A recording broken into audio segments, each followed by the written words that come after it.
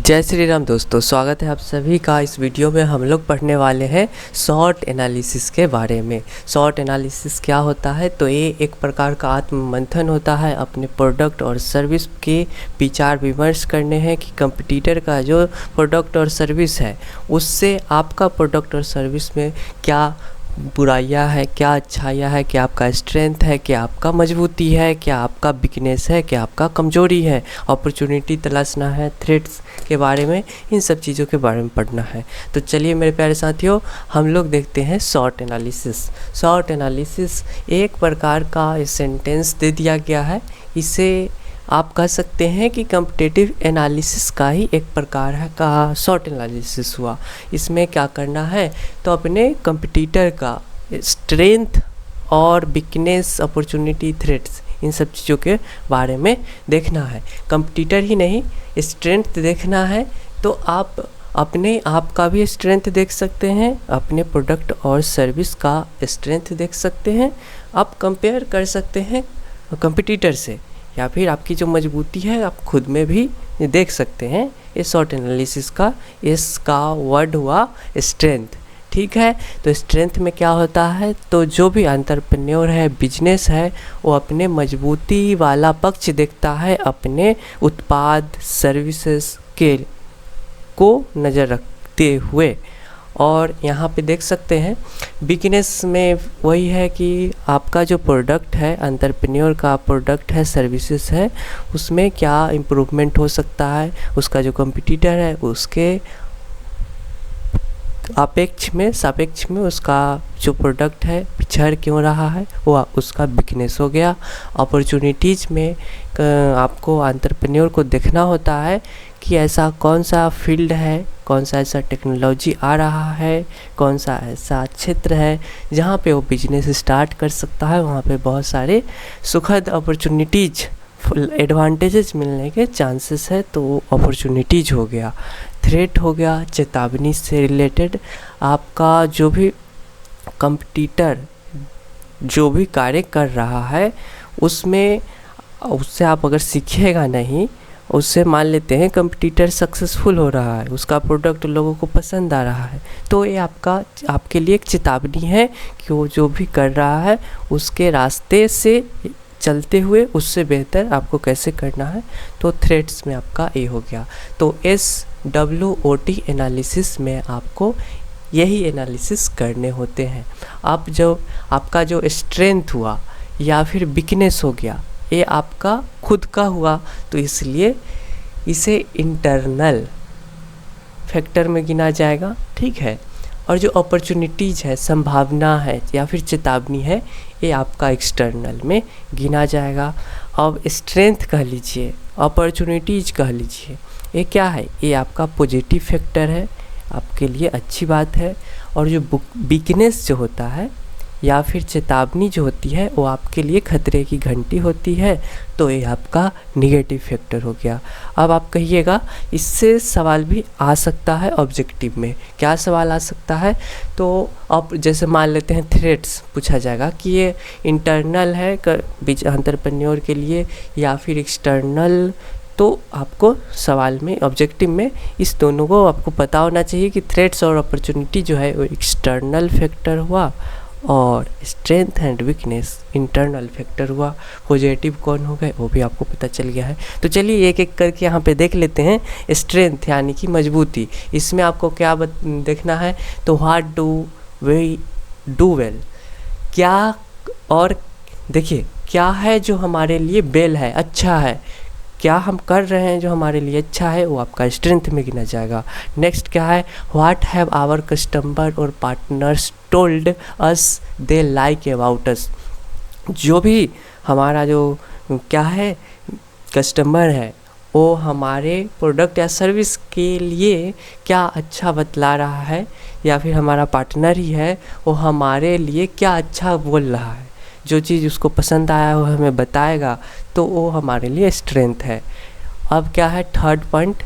In what areas do we outpace our competitors, ऐसे कौन से ऐसे एरिया है जहाँ पे आपका कंपटीटर उसको आपने बर्बाद कर दिया है, उसको नस्ते नाबूद कर दिया है, उसको शून्य कर दिया है, वैसा क्षेत्र, वैसा एरिया आपके लिए मजबूत एरिया है, स्ट्रेंथ है आपके लिए। अब देखिए, what unique about our business products और सर्विसेज। आपका प्रोडक्ट है, आपका सर्विसेज है, वो किस प्रकार से सभी कंपटीटरों से अलग है, भिन्न है, यूनिक है, जो कस्टमर को दिलों को छूता है। तो वो जो यूनिकनेस हुआ वो आपका स्ट्रेंथ में गिना जाएगा। नेक्स्ट क्या है, what assets do we own intellectual properties.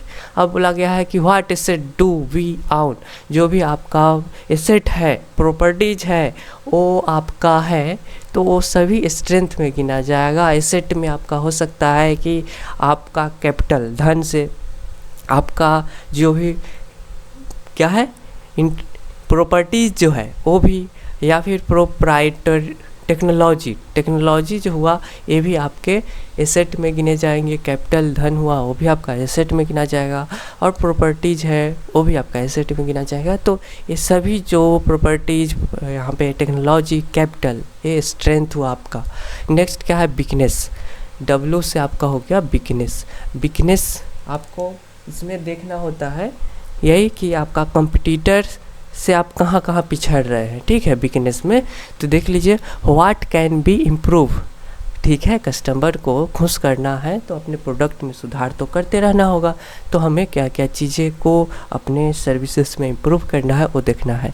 Next क्या है, व्हाट आर आवर कस्टमर्स और पार्टनर डिससेटिस्फाइड विथ, मतलब कहाँ कहाँ हमारे जो ग्राहक है या फिर पार्टनर्स है वो डिससेटिस्फाइड है, अनसेटिस्फाइड है, तो उसके बारे में आपको पता तो करने होंगे, क्या है उनके अनसेटिस्फेक्शन का कारण, वो तो जानना होगा। और ये आपका बिकनेस हुआ, ठीक है, और बिकनेस को दूर करना ही तो एक अच्छे एंटरप्रेन्योर का या फिर बिजनेसमैन का कार्य होता है।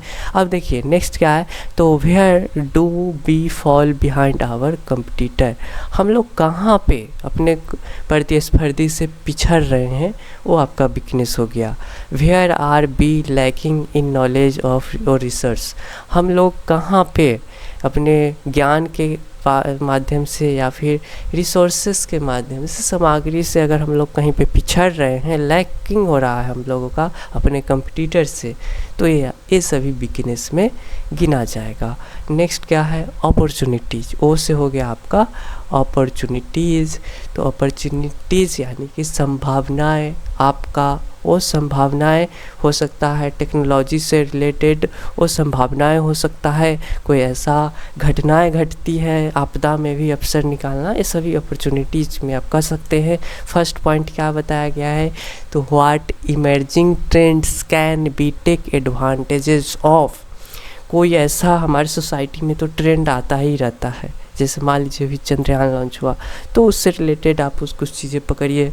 अब आप देखते हैं क्या, टिकटॉक हो गया, शॉर्ट्स हो गया, रील्स हो गया, उसमें कोई भी गाना ट्रेंडिंग में हो तो सारे लोग लाखों क्या बोलते हैं टिकटॉकर उस पर ही नाचने लगते हैं, उसी पे वीडियो मुंह चला करके रील बनाने लगते हैं।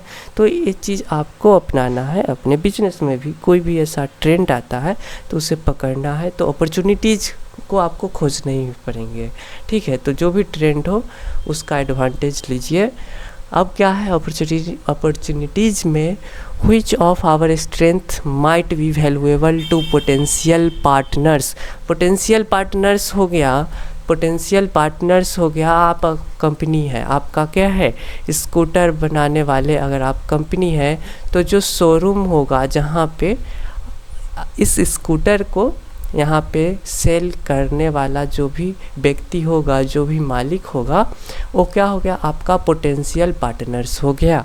जैसे स्कूटर बनाने वाली कंपनी खुद तो मतलब जो भी स्कूटर है उसे तो नहीं बेच पाएगी, वो सभी जगह जा के तो नहीं बेच पाएगी, तो ये शोरूम वाले को प्रोवाइड करती है और वहाँ से कस्टमर स्कूटर को बाई करते हैं।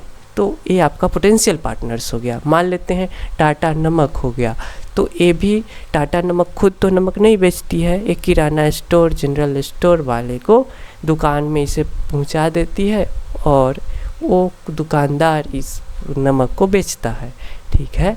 तो ये सब आपके जो बेचने वाला लोग हुए वो क्या हुए, पार्टनर्स हो गए, पोटेंशियल पार्टनर्स हो गए।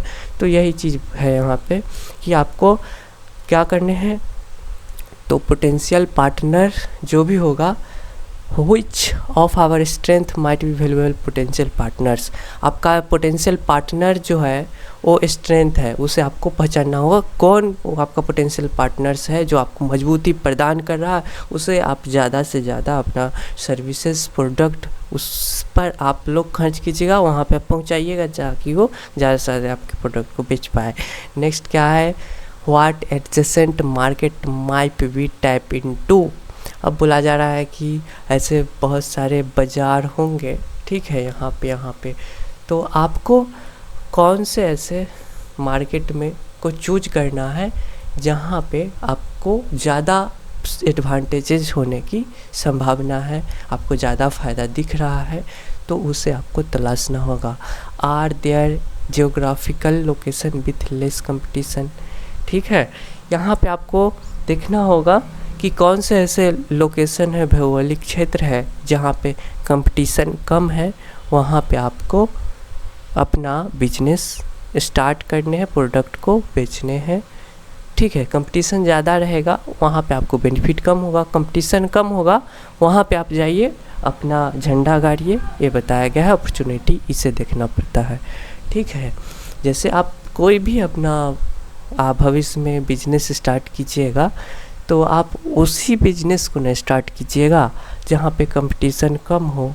अब बहुत सारे 100 लोग वो काम ऑलरेडी कर रहे हैं, उसमें आप भी जा कर के वो काम कीजिएगा तो कम से कम लोग ही आप में इंटरेस्ट लेंगे, क्योंकि जो पहले से कर रहे हैं वही बेहतर होंगे, ठीक है। तो जहाँ कंपटीशन कम हो वो आपके लिए अपॉर्चुनिटी है, ठीक है। थ्रेड्स में आप देखिए, ओ के बाद क्या है, टी। थ्रेड्स में है what is our competition doing. Threats एक चेतावनी हुआ जिसमें आपको ये देखना है कि जो आपका कंपटीटर है, कंपटीटर जो है वो क्या कर रहा है, उस पर आपको नज़र रखने होंगे, वो आपके लिए चेतावनी है। What could our weakness leave us vulnerable, क्या चीज़ें हैं, क्या हमारा वीकनेस है जो कि हमें बर्बाद कर सकता है, वो आपके लिए थ्रेट्स हो गए, चेतावनी हो गए, ठीक है। What market trends are we unprepared, ऐसे कौन से मार्केट का ट्रेंड्स है, भविष्य में नए नए ट्रेंड्स आते रहते हैं तो उसमें आप अनप्रिपेयर्ड है, ये आपके लिए चेतावनी है। मान लेते हैं कोई भी नए नए टेक्नोलॉजी आ रहा है, 5G आ रहा है और आज भी आप 4G पे ही चल रहे हैं, तो ये आपके लिए चेतावनी है। जो भी ट्रेंड्स आएगा उसे आपको अपनाने हैं, तो ये सभी चीज़ें चेतावनी हो गए। जैसे नोकिया ने क्या किया, वो अपने हार्डवेयर वाले पे ही रह गया, सॉफ्टवेयर हार्डवेयर का खेल होता है, वो अपने मजबूती के लिए ही उसने एंड्रॉयड को नहीं अपनाया तो बर्बाद हो गया, ठीक है। फिर अब जाके उसे एंड्रॉयड अपनाना ही पड़ा, तो नया ट्रेंड एंड्रॉयड आया था तो जब उस समय रहते ही वो अपना लेता, तो जैसे पुराने समय में 2010 से 12-14 तक उसका नंबर 1 सेलिंग होता था, वो अपने आप को समय के अनुसार, ट्रेंड्स के अनुसार परिवर्तित कर लेता तो आज नंबर 1 पे रहता, बट उसने ऐसा नहीं किया तो उसके लिए चेतावनी बन गया, ये आपको सीखना है।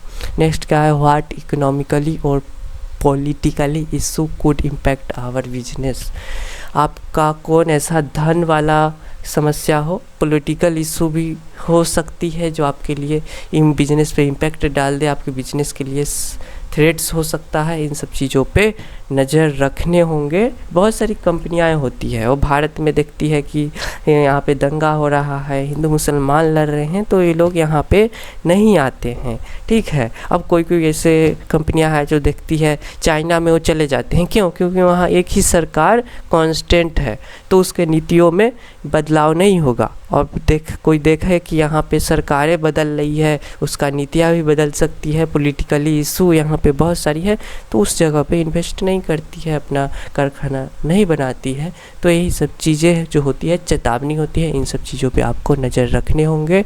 निगेटिव, पॉजिटिव, एक्सटर्नल, इंटरनल क्या होगा आपको पता चल गया। इससे रिलेटेड ऑब्जेक्टिव भी आ सकते हैं, उसे भी आपको बना देने हैं। तो मेरे पास साथियों इस वीडियो में इतना ही। वीडियो को लाइक कर दीजिएगा, चैनल पे नए हैं तो सब्सक्राइब कर दीजिएगा। धन्यवाद।